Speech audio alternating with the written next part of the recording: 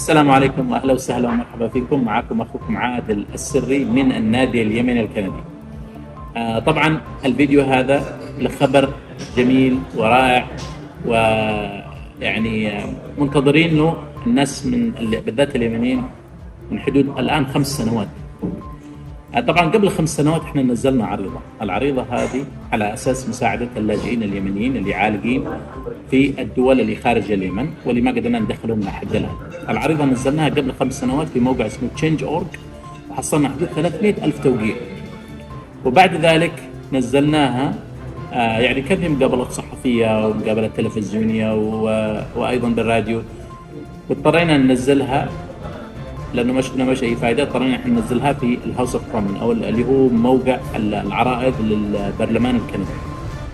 نزلناها السنه الاولى، حصلنا توقيعات ونزلوا كل شيء، وكان على اساس انه في جلسه بحصلت البرلمان عشان يعرضوا العريضه هذه او يناقشوها، ولكن حصلت انتخابات والتغت العريضه. ونزلناها مره ثانيه وجمعنا توقيعات ونشرنا وعملنا كل شيء، وكانت بتنزل ونفس الشيء حصل انتخابات والتغى البرلمان بكله والتغت العريضه. والسنه الماضيه نزلناه للثالث مره، السنه الماضيه 2002، ونفس الشيء ونفس البروسيس. والحمد لله قبل 3 أيام او يوم الاربعاء تم مناقشه العريضه في البرلمان. طبعا انتم بتشاهدوا الان الفيديو وبتشوفوا المناقشه اللي ناقشتها اقرا خالد، وعرضت العريضه وتكلمت عن الموضوع هذا. أنا عارف إنه خبر ولنا الآن 5 سنوات، وإن شاء الله بيكون خبر مفرح لنا جميعا، ولكن دعواتكم، لأنه الآن مع الحكومة 45 يوم للرد على هذه العريضة. والرد هذا طبعا إن شاء الله يا يكون بالقبول أو يكون بالرفض، ولكنه لهذا في الخواتم أو في الأواخر أو في الأيام المباركة هذه دعواتكم على أساس إن شاء الله بإذن الله أنها توفق العريضة ويكون هذا لمصلحة الجميع لنا ولكم. وطبعا العريضة هذه مقدمة من يمن كرايسيس، منظمة كندية خيرية، ومن النادي اليمني الكندي أيضا منظمة خيرية كندية، وأعضاء النادي اليمني هم اللي شاركوا في بناء هذه العريضة والمتواجدين هناك. شاركوا الجميع في التوقيعات والنشر، ونشكر جميع من شارك ونشر من الإخوان العرب في كندا والإخوان أيضا المسلمين وكل محبين اليمن. وتابعونا للتفاصيل القادمة بإذن الله. أخوكم عادل السري من النادي اليمني الكندي. السلام عليكم. I arrived today to present a petition on behalf of constituents and stakeholders in my community of Mississauga, Erin Mills, and citizens across Canada.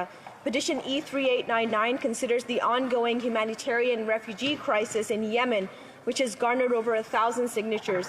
As of today, more than 4.5 million Yemenis have been displaced or forced to flee their homes due to conflict, and millions more face daily threats that require urgent humanitarian aid. These petitioners consider vulnerable Yemenis, including children, who face ongoing violence while their country deals with the real threat of widespread famine. Mr. Speaker, the undersigned, who are citizens and residents of Canada, call upon the Government of Canada to accept Yemeni citizens as refugees by applying the same support granted to Ukrainians, Afghans, Syrians and Iraqis. Thank you, Mr. Speaker. إن شاء الله بإذن الله إنه استمتعتوا في مشاهدة الفيديو وعرفتوا التفاصيل أكثر عن العريضة وما تم المناقشة في البرلمان. طبعا لا تنسوا المنظمة الذي قامت بهذا العمل الخيري هي منظمة خيرية 100%، اللي هو النادي اليمني الكندي. نتمنى من الجميع المساهمة في إنجاح هذه المنظمة ومشاركتنا في موقعنا اللي هو www.yemencanadian.club أو تبحثوا عنا في جوجل النادي اليمني الكندي، تعرفوا كل تفاصيلنا وطرق التواصل معنا. وزي ما قلنا لكم العمل عمل خيري، وإذا كان لوجه الله سبحانه وتعالى ومساعدة الآخرين بينجح هذا العمل الخيري يدا بيد بإذن الله سبحانه وتعالى. شكرا جزيلا، والسلام عليكم ورحمة الله وبركاته. زي ما ذكرنا، إذا حابب أي حد حابب أنه يتطوع معنا في هذا المنظمة، التواصل معنا على الإيميل تبعنا اللي هو info@yemencanadian.club، أو تعبئة الاستمارة عبر موقعنا اللي هو موقع yemencanadian.club. وشكرا جزيلا، السلام عليكم ورحمة الله وبركاته.